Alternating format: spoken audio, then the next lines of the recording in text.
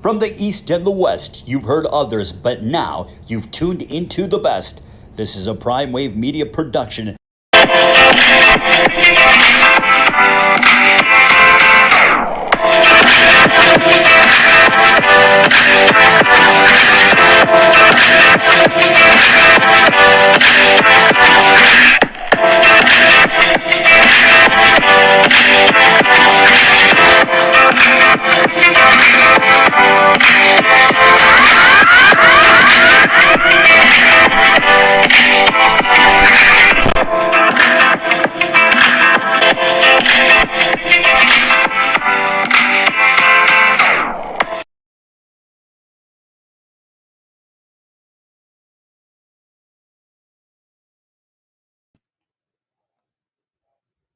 What's up, world? It's the one and only Pop DBIC, the Primetime Capper, and I'm feeling good. I'm feeling great. I hope you are feeling the same. And it is January 24th, Tuesday, 2023. So we're 24 days into the year, and man, we are feeling good. We are feeling great.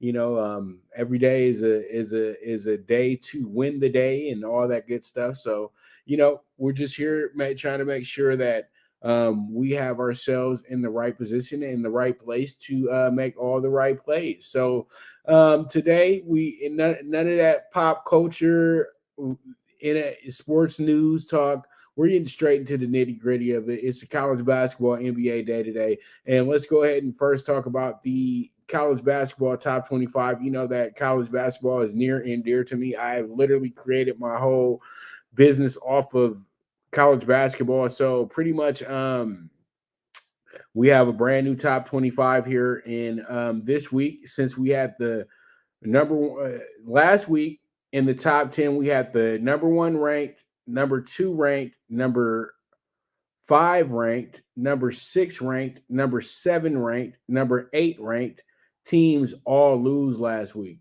And that was absolutely incredible that you saw all those teams lose last week.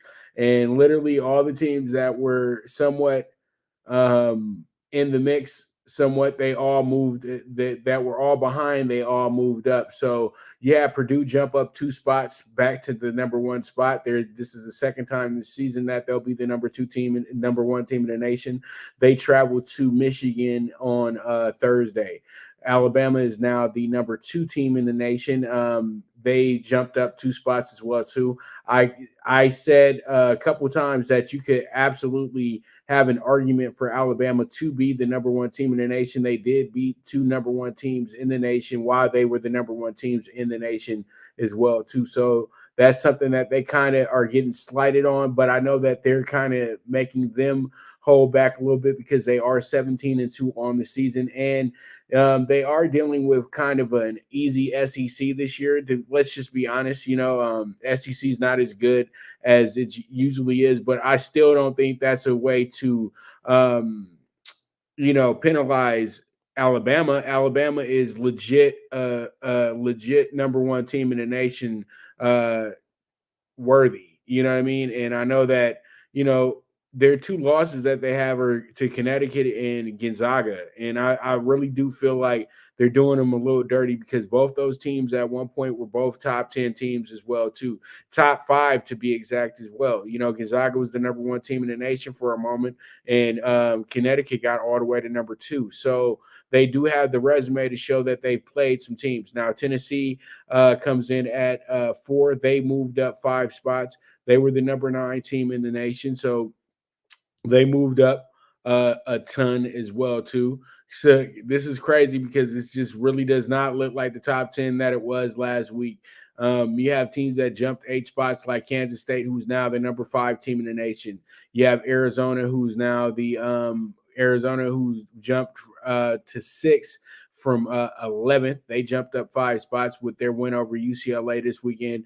Virginia's also back in the top 10, respectively. They're back number 7 in the nation. UCLA dropped 3 spots to number 8. They didn't drop as far off as you would think, because they did get a great win over Arizona State a few days before the Arizona game, and they could have won the Arizona game. So I know that had a lot to do with it.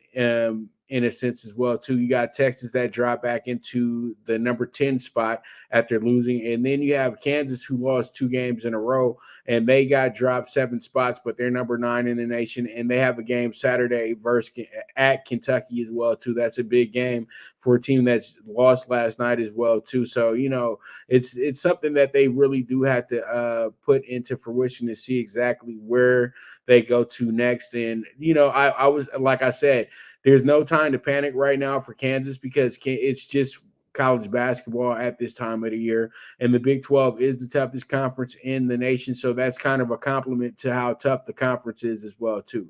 Then you have TCU, who's number 11 in the nation, and you have Iowa State, who's hosting Kansas State tonight, and they are the number 12 team in the nation. So you have four.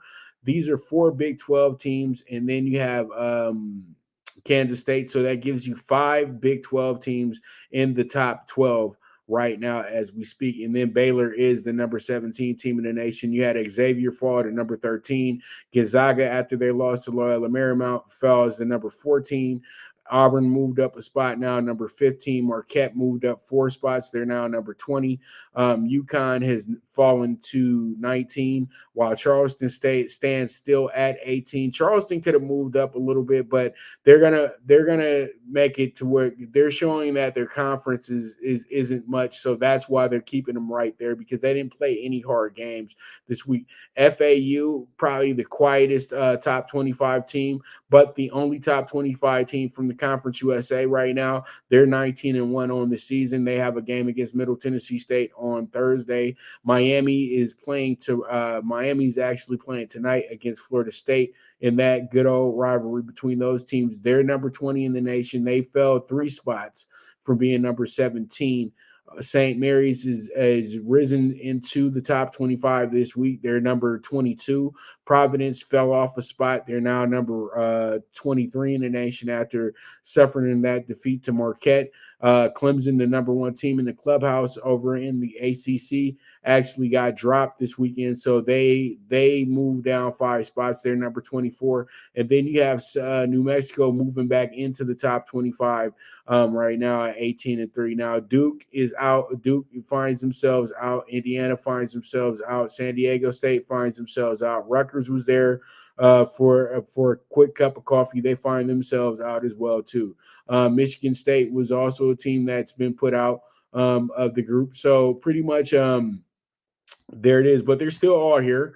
And the top 25 is, I think, about right. But I would say that, that they're showing a lot of love towards this Purdue team. And I understand, because Purdue only has 1 loss on the season, and they've been very impressive in their games, but that doesn't give me the idea that they're the best team in the nation. I truly don't think that they are. I really do feel like Alabama's getting a little slighted in a sense, and if it was Kentucky, they'd definitely be number 1. They'd have been number 1 for the last 3 weeks. You know what I mean? If it was another team in the SEC. So it is what it is at the end of the day. But with that, we will go ahead and we move forward from there, and let's go ahead and get into our games for today. We do have a few games of the day as well too.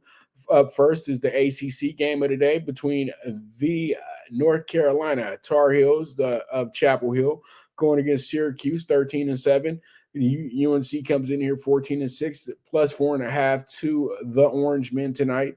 This game does present a very, very telling situation. Where are both these teams going? At least they both have winning records now. Syracuse did start off kind of slow this year. Now they've picked it up a bit. They've had some really good wins here the last few weeks. North Carolina, as I said before, North Carolina is just now getting into form. We all know that they're going to have themselves probably a very good season when it comes, a very good finish to the season. Now, they've won their last 3 in a row, and they've won actually their last 5 out of 6 to be exact. This team is playing probably their best basketball of the season right now. After that loss to Pitt, they got it together very quickly, and then they had a little bit of a tough game, a little bit of a tough outing versus Virginia, losing that one by 7. But they bounced back in all those games, and they absolutely were just got it done. But they weren't you look at it and you say, well, they did play Boston College in the group and they played Louisville. Both those teams are atrocious right now in conference play. And then they got NC State, who was ranked for a moment there. So those 3 wins do matter. And I think that this team is playing much better basketball at home than they are on the road. They've had some issues with the road. They did lose to Virginia out on the road as well too. Now Syracuse comes into the game. Syracuse didn't really have a lot of big expectations this year, especially losing at the beginning of the year to a team like Colgate, losing that game by 12 to Colgate. And you started thinking, hey, I don't know about the Syracuse team this year, but they got it together and started playing much better basketball. They've actually won their last 3 out of 4, to be exact.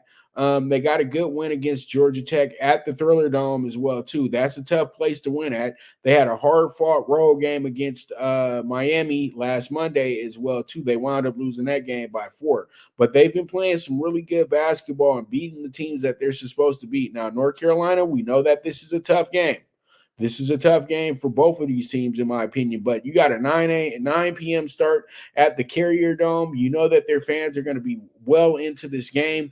I like Syracuse tonight straight up to win this game at plus 160. So we'll see how it goes. We'll see how it shakes out. But that's going to be our ACC game of the day. Let's go ahead and move forward to our next game, and that's going to be in the Big Ten, and that's going to be between 2 old rivals, the Ohio State Buckeyes and the Illinois Fighting Illini. You have a Buckeyes team coming in here 11-8. They're struggling this year. You have Illinois, a team that's been ranked most of the season, but tonight they are amongst the unranked, but that means absolutely nothing for a team that can be right back in the top 25 with a good week. So you have Illinois 13-6. They have been kind of going through the meat grinder. They just came off of a pretty bad loss last week against Indiana, who beat them by 15. Ohio State's coming in here. They've been struggling all seasons ever since the Maui Invitational, where they did win 2 out of 3 there, but they just haven't been good to me since that point. They lost to Duke by 9 this year. Every time they played a ranked team this year, they got beat. So this team is just different. They had lost 5 in a row until last Saturday when they got a good win over Iowa, but then they come back tonight against Illinois. They got Indiana on Saturday, Wisconsin on the 2nd of February, and then they have Michigan on the 5th of February. So their next 4 games are very tough, and they are kind of measuring stick on how are they going to make this tournament. They're 11-8 at this point right now. They're going to have to put some wins together so then they can show somewhat of a feasible record going into the committee's judgment and everything on if they will put them in the tournament. Ohio State literally does just need to win probably about 19 to 20 games, and they'll probably put them in the tournament. I'll be dead honest with you. But at this point right now, they don't look like they're going to be a 20-game winner. So they're going to have to really step it up. And these next 4 games are going to show me exactly who they are moving forward. Really, their next 5 games, really their next 6, to be honest with you, until we get to the Purdue game. Let's just keep it there, because all these games are going to be tough, but Ohio State is always in play.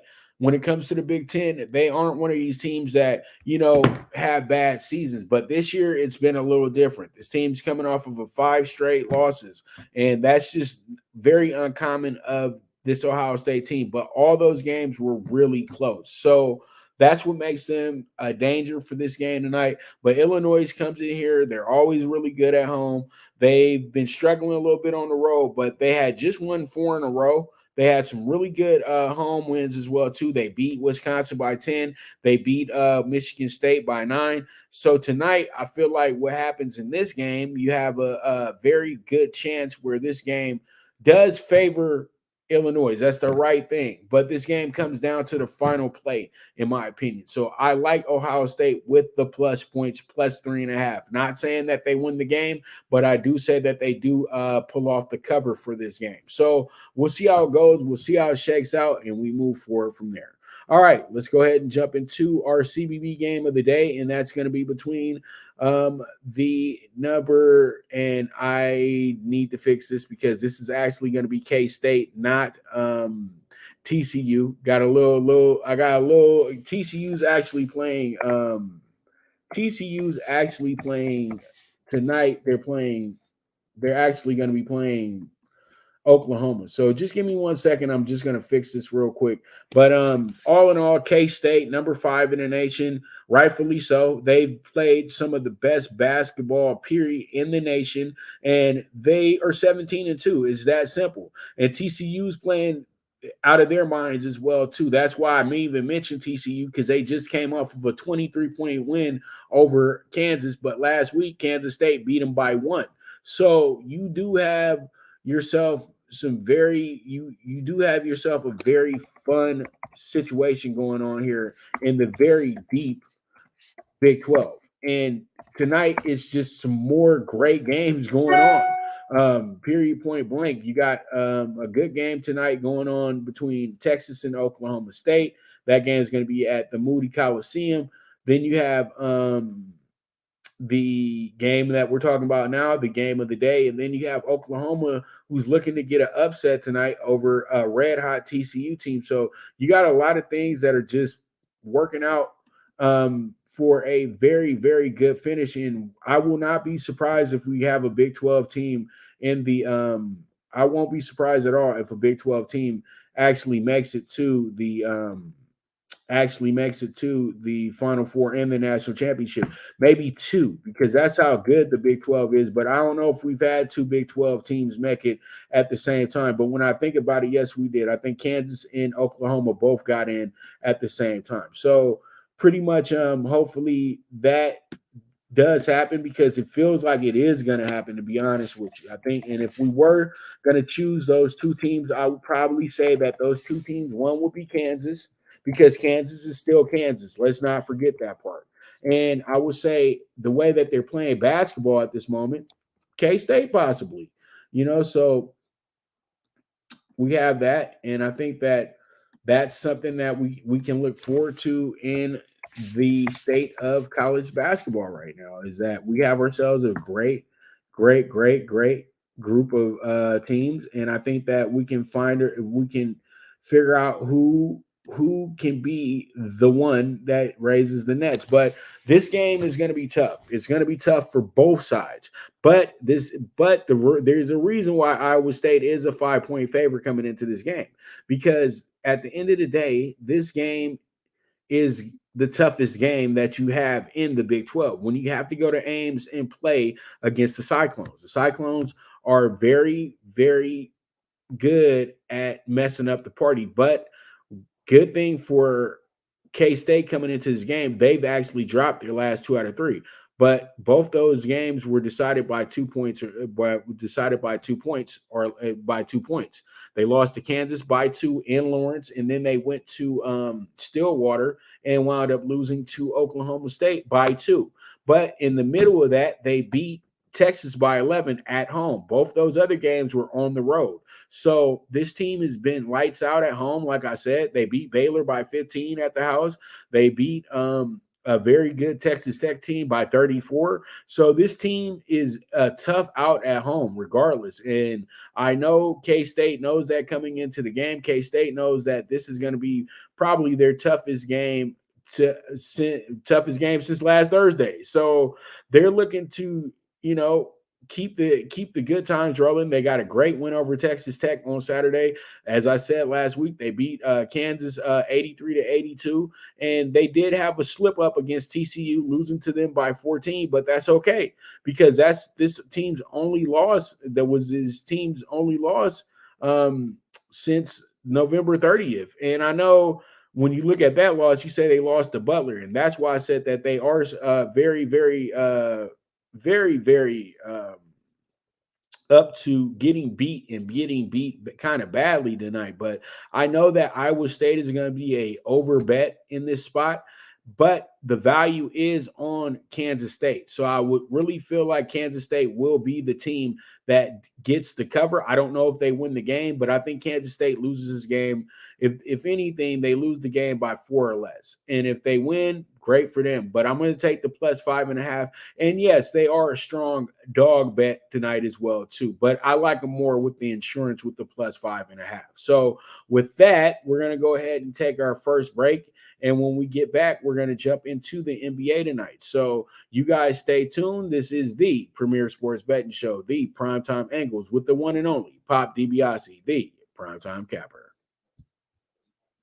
Good News Only Racing Club, led by the legendary Doug O'Neill, the trainer of 2 Kentucky Derby winners and I'll Have Another and Nyquist. Also trained 2-time Breeders' Cup champ Golden Sense, who are just a part of a long list of thoroughbred champions trained by Doug O'Neill. The Good News Only Racing Club has a young core of horses to look out for in Dennis's Celery, Irish Heatwave, and Notre Dame, just to name a few. Win the day every day with the Good News Only Racing Club, a proud sponsor of the NFL Bet Exchange. From the East and the West, you've heard others, but now you've tuned into the best. This is a Prime Wave Media production.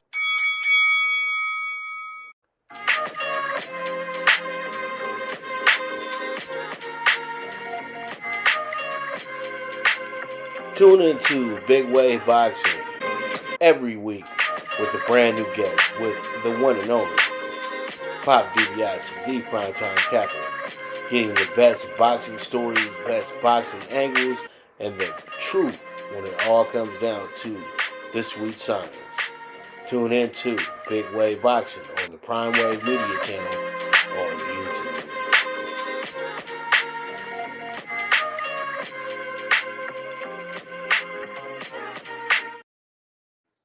All right, here we are. Let's go ahead and jump into some more. Give me some more. Let's go ahead and jump into some more basketball. Let's go ahead and talk about the state of the Lakers. The Lakers have themselves a really good game tonight against the bitter locker room rival, the LA Clippers. So pretty much the Lakers looking to add on to this little win streak that they got going right now. The Lakers have actually won their last 2 games in a row. This is giving the Lakers a very, very good momentum towards getting back into the playoff mix. They are only a game out as well, too. They're 22-25. If they are to win tonight, they would be able to gain a little bit of ground. They would be a half a game out of the Warriors and the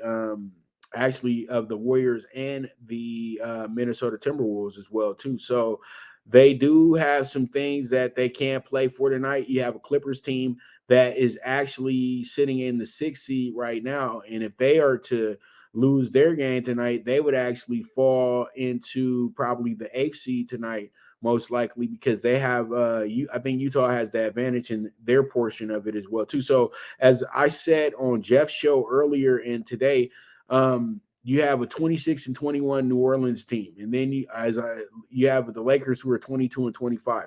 There's not that big of a difference between who's at the top and who's at the bottom. The Lakers are only 4 games out from the 4 seed. So the Western Conference is, as I keep saying, is at an absolute logjam, and this thing will not figure itself out until the last week of the season. Let's just keep it real in that regard. Now, you have a Clippers team that's coming into this game. They were struggling a little bit coming into the game, but they did get a good win last Sunday versus the Mavericks. They beat them by 14 in Dallas as well, too. They also got a good comeback win against San Antonio after losing 2 in a row. Now, the Clippers for this month, they are 4-7, but they've played a lot better here in their last 5 games compared to how they were in their first 6. In their first 6, they actually went 1-5. Now in their last 5, they've actually went 3-2. So the Clippers are playing better basketball at the moment, and the 2 in a row has them confident coming into tonight's game. And this is pretty much just them. They don't have to go anywhere. They all share the same arena. So they just are in the visitors' locker room tonight. Well, really, they're just in their locker room tonight, because I think when it's Clippers-Lakers, we don't do home and visitor locker rooms. The guys just go into their actual locker room. So the Lakers tonight should be very focused on the task at hand. They should be very confident as well too. It was tough losing Kendrick Nunn right at this moment because the Lakers have a game coming up. Now, if they had somewhat of a break, if they would have been able to say play these next two games, then trade for Hachimura on Thursday, then it would have been all good going into this Boston game. But I know it does kind of throw a monkey wrench into things because the Lakers do have to adjust without having Kendrick Nunn, but he wasn't getting the most playing time anyway. So, and it's crazy. Oh, okay. Um, the one and done era, they're saying that the one and done era is about to be over with. And I said that on Jeff's show today as well, too, that the one and done era is absolutely finished because there is no phenom that is good enough to be in the NBA right now that's 18 years old that's playing in college. I'm sorry. It's just that's not happening right now. And those guys now, instead of going to college, they just go to the G League, to the little G League prep situation. So, at the end of the day, the one and done era is over with. So if you go to college, you're going to be in college. You know what I mean? You're going to have to stick around for a few years. But let me stick to the topic in hand so we can get into the NBA for tonight. The Lakers have to focus tonight. They have to make sure that they do the small things because they've been able to have these really close games with the Clippers, but the Clippers always figure out a way to beat the Lakers in the end. The Clippers are coming fully loaded tonight as well, too. They have Paul George and Kawhi playing, so that's going to be key for them coming into the game tonight. The Lakers have LeBron ready to go. LeBron will probably play tonight and most likely take off tomorrow because they do have a back-to-back. They play San Antonio tomorrow night. So the Lakers can kind of afford not to have LeBron out there. But the way that things are going right now, LeBron might not want to sit out that game because they do have a few days rest going before the Boston game because they do have to fly back east as well too for that Saturday game, but they'll have Thursday and Friday off. So I do think that what happens here tonight is that the game is a scoreboard game. The Lakers really do need to tell themselves this is a game that we don't want to slip up in because this game has to do with positioning.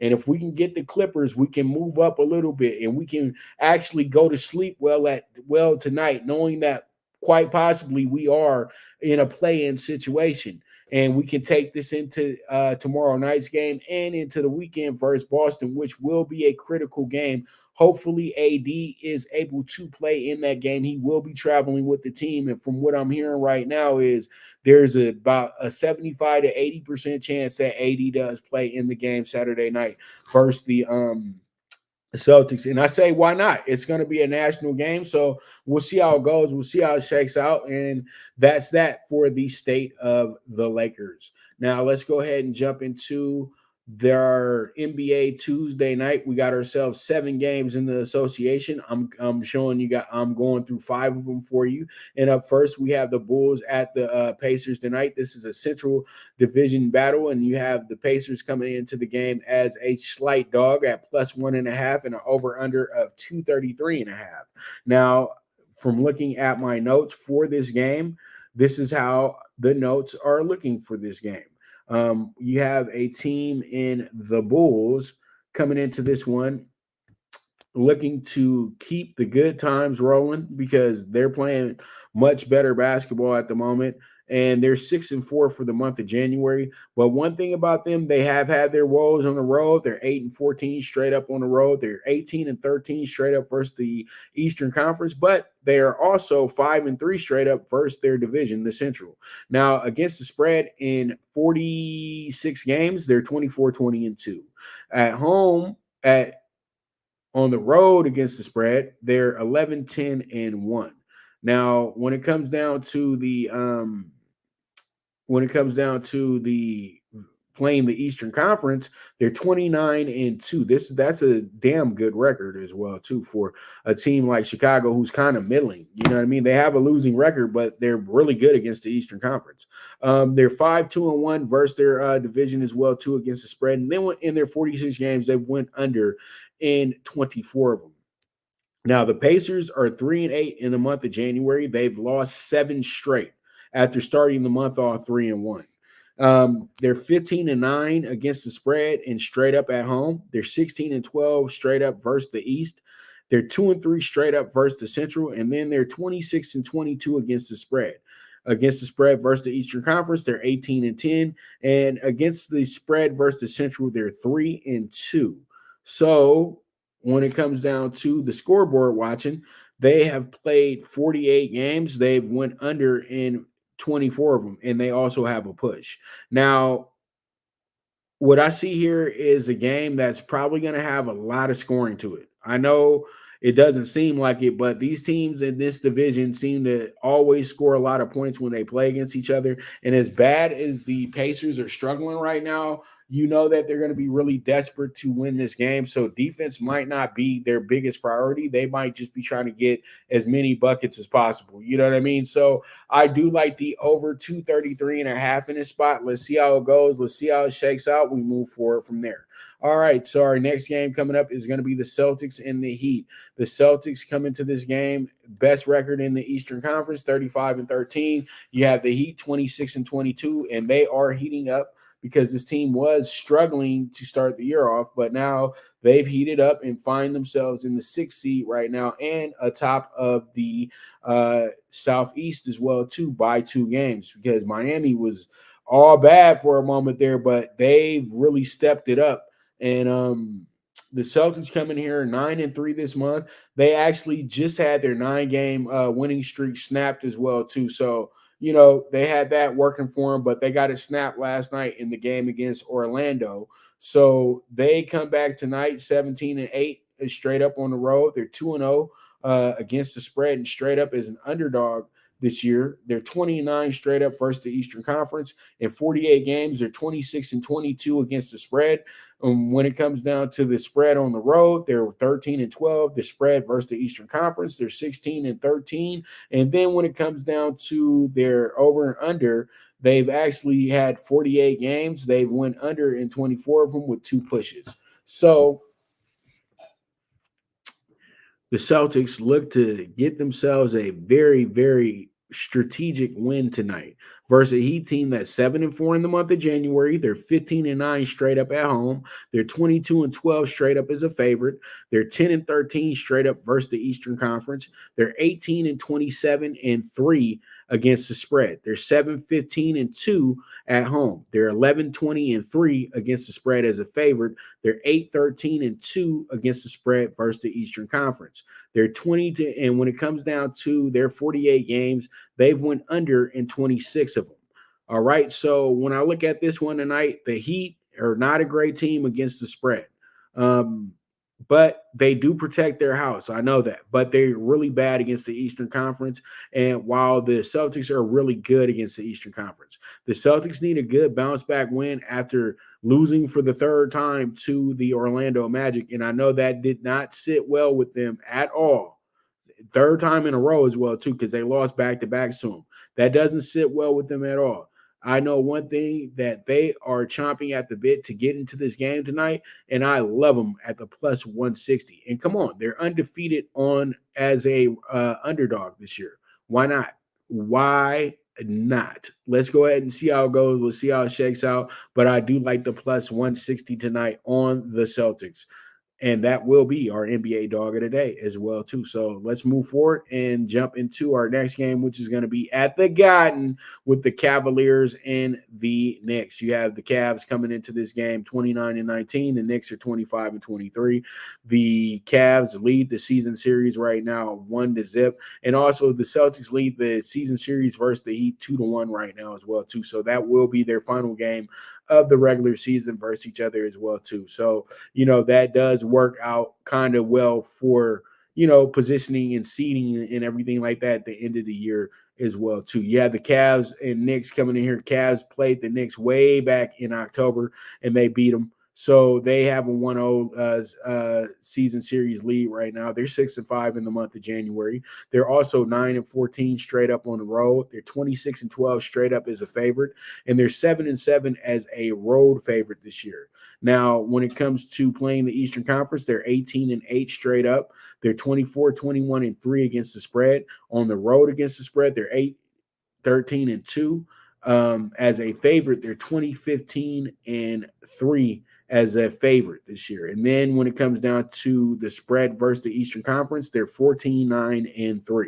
Now, in their 48 games, they've went under 25 times. The Knicks come into this month 6-5, losers of their last 4 in a row after a 6-1 start. They're 11-13 straight up at home. They're 9-14 straight up as an underdog, and they're 1-5 as a home dog.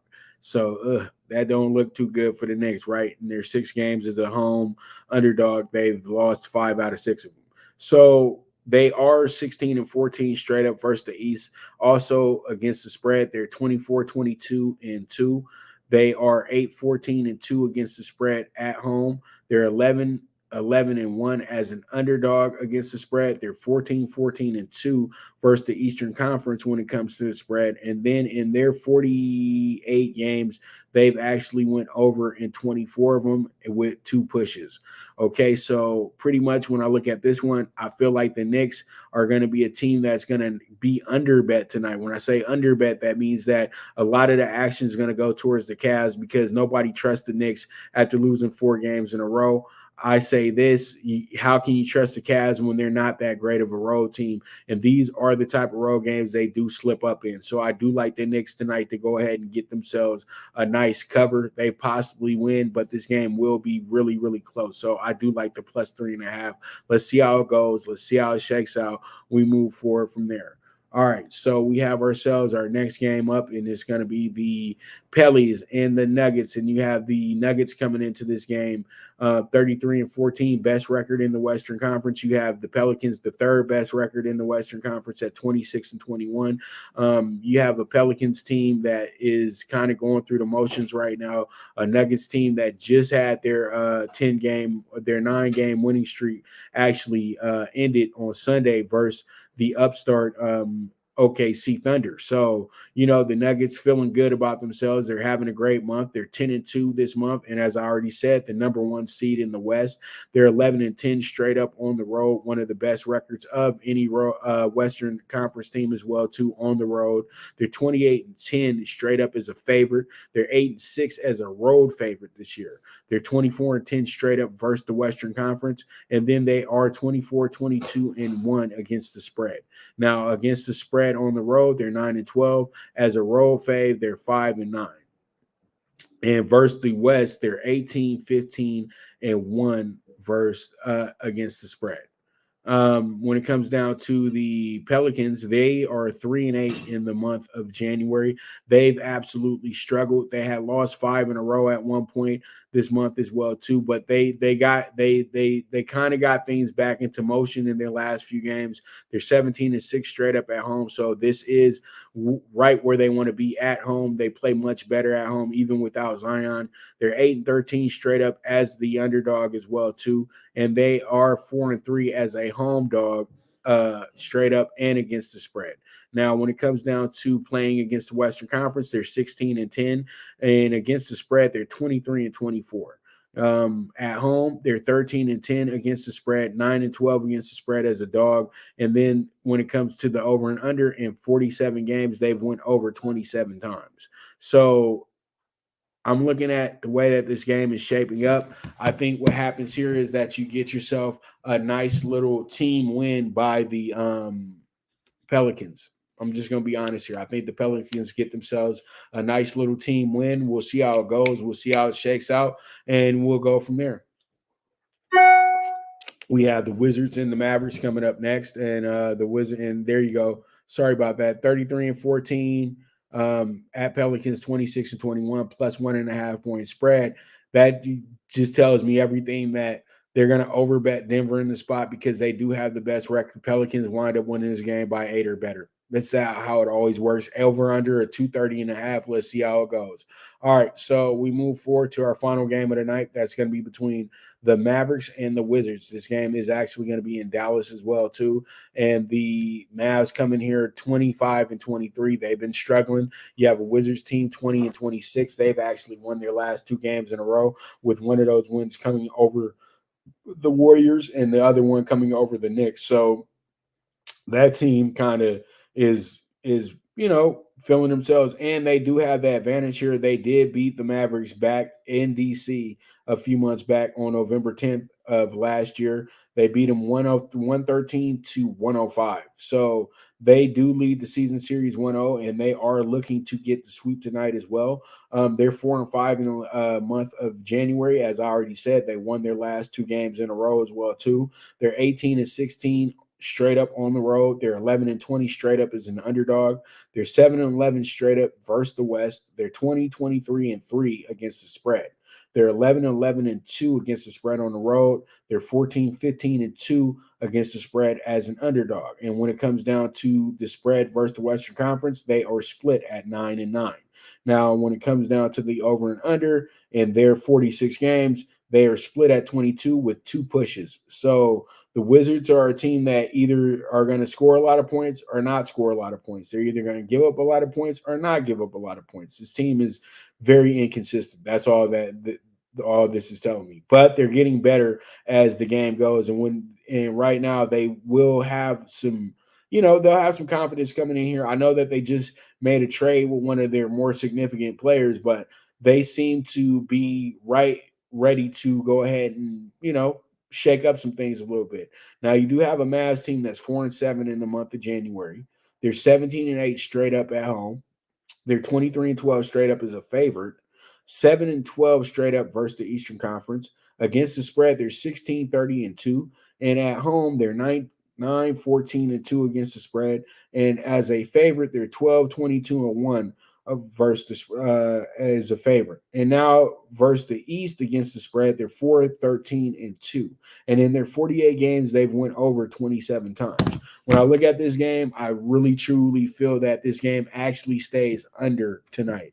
I think that the under 226.5 is going to be a very, very strong play in this spot. I feel like you have yourself a really good measurement here. So, I truly do feel like it does stay under tonight in Dallas. So let's see how it goes. Let's see how it shakes out. And we move forward to your favorite subject, my favorite subject, talking tickets. And let's go ahead and jump into the CBB PrimeTime PK6. The CBB PrimeTime PK6 is going to look a little bit like this. It's a 35-1 ticket, not as high as the tickets that I usually give out. I did give out a 54-1 last Friday as well, too. So if you did tell that or you played that, you're welcome. So hopefully tonight we can get this 35-1 home. If you put $20 on it, that's $700. And if you put 30 on it, you get back $10.50. So, just do the math and see how you want to play this one. We have Bowling Green up here with a -145 to kick off the ticket. We also have Ohio State with the +3.5. We got Drake tonight with the -6.5. We got K-State with the +5.5. We got Kentucky with the -6. And then we have San Jose State money line -170. Let's see how it goes. Let's see how it shakes out. Let's jump into our CBB Dog Day PK4, which is a much higher ticket and less teams. It's a 67-1 ticket as well, too. We got Buffalo coming through in their game against Ball State, +205. They are our biggest number of the day and our CBB dog of the day. Then we have LaSalle, who's coming in here +185 in a very live spot against a Davidson team that's much better at home than they are on the road. And then you have Syracuse at the Carrier Dome where it's always a tough out for any team that comes there. So we're in a good spot, even though they're playing North Carolina. I'm very confident in what we have. Let's get it home, Boeheim, with the plus 165. And then we have Oklahoma with the plus 195 in a big upset spot against a team that's been so good to me the last month or so, and that's TCU. I know that it doesn't look good, but I know TCU is probably seen as somebody's downright favorite this tonight, and I think that Oklahoma is going to spoil some things because they almost spoiled some things when they played against Kansas last week, but a few weeks back, I mean, and they just couldn't finish that game. Tonight, if they can get out ahead and get a good lead, they'll possibly go ahead and beat TCU tonight, because as you can see when I went through the numbers, that TCU has its issues, and we'll see how it goes. We'll see how it checks out, but it should be a very, very, very, very good game. But this is a 67-1 ticket that I like a lot. All right, so let's go ahead and finish up with our super high five, the NBA super high five, which is actually 34-1. We have the over 234 with the Bulls and the Pacers tonight. The Celtics plus 160 money line. The Knicks plus 3.5. And then we have the Pelicans minus 105 money line at home. And then we finish up with the under 226.5 with the Wizards and the Mavs. So this is a 34-1 ticket. There's 3 tickets with plenty of value for you tonight. And man, if you guys are hitting on these tickets, please let me know so I can go ahead and give you a shout out. And if you're really interested in moving forward, you guys can become you guys can become exclusive clients as well too. Join the winner circle. It's the top of the year. I'm still doing the early bird special until March Madness as well too. So you guys can jump on in and get a discounted rate and get them tickets cashed on a daily basis. So pretty much that's what it is. And you guys are the absolute best. And I always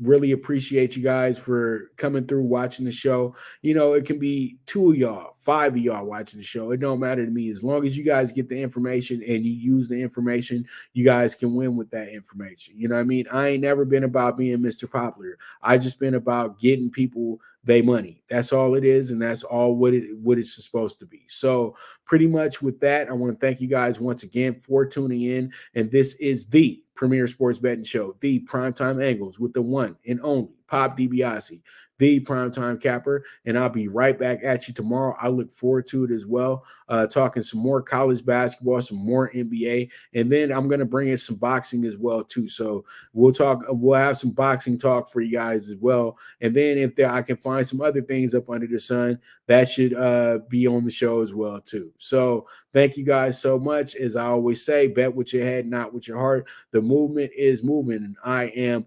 gone.